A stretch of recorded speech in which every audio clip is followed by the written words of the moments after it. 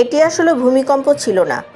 USGS এর বিশ্লেষণ বলছে প্রায় 5200 মিটার উচ্চতায় একটি হিমবাহের অংশ ভেঙে পড়ে নিচে আছড়ে পড়ে। বরফের সঙ্গে মিশে যায় বিপুল পাথর এবং মাটি। সেই ধস গিয়ে আঘাত করে লেহেন্দি নদীতে। নদী সাময়িকভাবে আটকে যায়। তারপর প্রাকৃতিক বাঁধ ভেঙে পানি, কাদা, বরফ এবং পাথরের বিশাল স্রোত ছুটে যায় নিচের দিকে। মাত্র 30 মিনিটে কোথাও কোথাও ত্রিশূলী নদীর পানি প্রায় 9 মিটার পর্যন্ত বেড়ে যায়।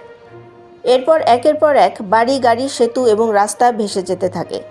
প্রায় 40 কিলোমিটার রাস্তা এবং অন্তত 19টি সেতু ক্ষতিগ্রস্ত হয়েছে।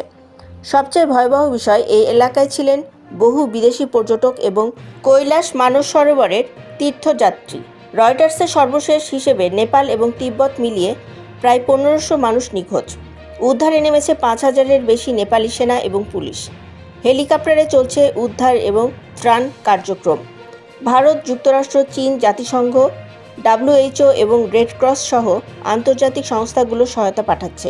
কিন্তু এখানেই শেষ নয়। তিব্বতে ধসের কারণে তৈরি হয়েছে একটি ব্যারিয়ার লেক।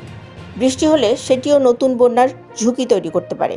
আর বিশেষজ্ঞদের বড় উদ্বেগ, উষ্ণ হয়ে ওঠা হিমালয়, হিমবাহ এবং পাহাড়ের স্থিতিশীলতা বদলে গেলে ভবিষ্যতে এই ধরনের ভয়াবহ কাসকেডিং ডিজাস্টার আরও বাড়তে পারে। এটি শুধু নেপালের দুর্যোগ নয়, পুরো হিমালয় অঞ্চলের জন্য একটি সতর্কবার্তা। নিচের লিঙ্কে ক্লিক করে আমাদের পুরো ভিডিওটি দেখুন।